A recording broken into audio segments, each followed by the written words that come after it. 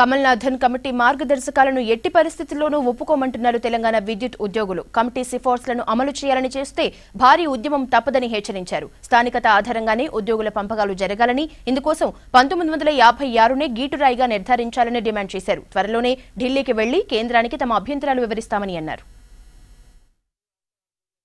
ఎవరి కోసం వేశారు కమిటీ అనేది ఎవరికి తెలియని పరిస్థితి. ఇది చాలా తీవ్ర నిరాశకు నిదర్శనం.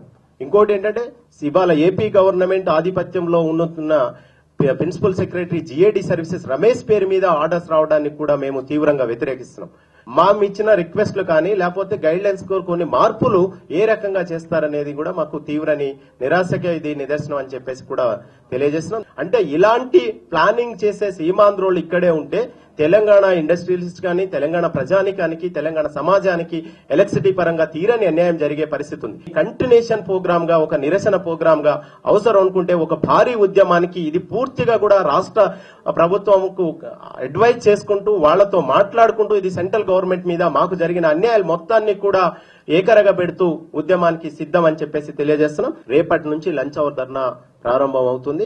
ఒకవేళ ఈ లంచ్ అవర్ ధర్నా కింద వాళ్ళు రెక్టిఫై చేయడం కానీ లేకపోతే మమ్మల్ని కూర్చొని మాట్లాడడం కానీ చేయని పక్షంలో మాత్రం ఇది భారీ ఉద్యమానికి, తెలంగాణ ఉద్యమం ఏ రకమైన ఎలక్ట్రిసిటీ సెక్టార్స్ లో జరిగిందో అలాంటి మరో ఉద్యమానికి సిద్ధంగా ఉన్నాం. మళ్ళీ ఎంప్లాయ్ చేసి అదే రకంగా అవసరం అనుకుంటే కేసీఆర్ గారిని కూడా కలిసి ఈ విషయాలన్నీ వాళ్ళకి అర్థమయ్యేటట్టు చెప్పి దానికి తగ్గట్టుగా నినాదాలు చేసుకుంటూ ముందుకెళ్లడానికి ఉద్యమాన్ని మాత్రం భారీ ఎత్తున మాది మాకు కావాలి అనే నినాదం మీద మేము ఉద్యమం ముందుకు వెళ్తున్నాం. దీన్ని వీలున్నంత వరకు భారీ ఉద్యమం చేయడానికి సిద్ధంగా ఉన్నాం.